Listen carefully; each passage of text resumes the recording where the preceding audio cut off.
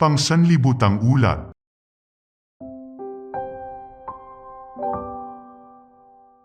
Makatindig Balahibong Ebanghelyo, India, January 27, Shakuntala and Joy. Ang Executive Secretary na si Shakuntala ay nakaramdam ng pagkatindig balahibo sa kanyang braso nang marinig niya ang napakagandang himig ng choir mula sa kabilang building habang siya ay nagtatrabaho sa kanyang office. Hindi siya mapakali sa kanyang upuan, kaya naman di siya nakapagpigil na dumungaw sa bintana para tingnan kung ano ang mayroon sa labas. Nakita niya na ang mga tao ay labas-pasok sa building sa kabilang kalsada lamang. Hindi siya mapakali, gusto niyang makita ng kanyang mga mata kung ano ang kaganapan sa kabilang building. Kaya, dahan-dahan siyang lumabas sa kanyang office at tumawid sa kabilang kalsada at pumasok sa building. Medyo hindi siya mapalagay sa pagpasok sa gusali dahil wala siyang kakilala doon. Dahan-dahan siyang lumakad papasok sa entrance.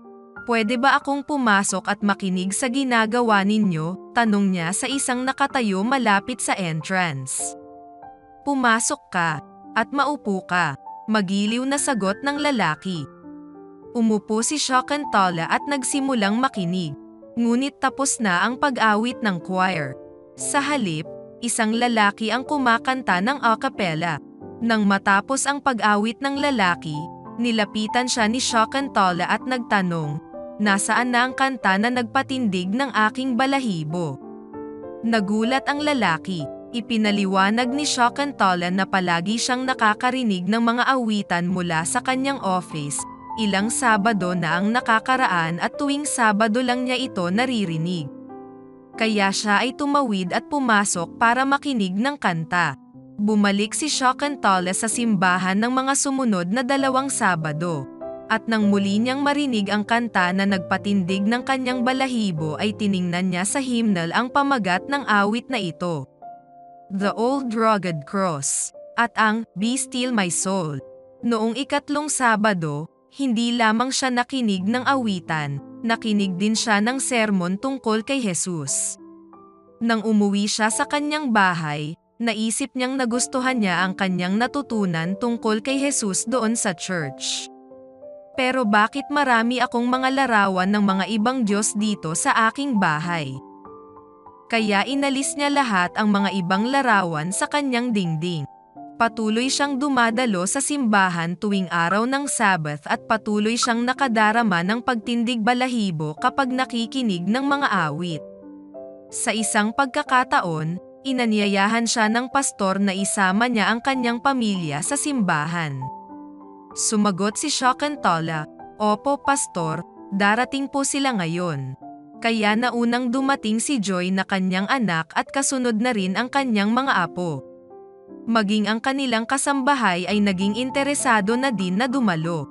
Naligayahan ang kanilang mga puso sa kanilang pagsamba. Matapos ang Bible studies, ibinigay nila ang kanilang puso kay Jesus. Naging active member si Shakuntala sa simbahan at ang kanyang apo ay naging youth pastor. Ngayon, 84 years old na si Shakuntala. Retired na rin siya sa kanyang work sa advertising. Ngunit patuloy pa rin siyang nagpapasalamat sa music na narinig niya at nagpatindig ng kanyang balahibo noong 2005. Inihatid siya nito kay Jesus. "Hanggang ngayon ay nakakaramdam pa rin ako ng pagtindig balahibo kapag naririnig ko ang choir habang inaawit ang mga awit na iyon." Sabi ni Shakuntala. Ang bahagi ng ating 13th Sabbath offering sa quarter na ito ay makakatulong sa pagtatayo ng bagong Central English Church para sa kongregasyon ni Shakuntala sa Bengaluru, India. Salamat sa inyong bukas palad na mga handog sa March 30 na magdadala ng magagandang gospel music at maaaring magpatindig muli ng balahibo sa iba pang mga tao.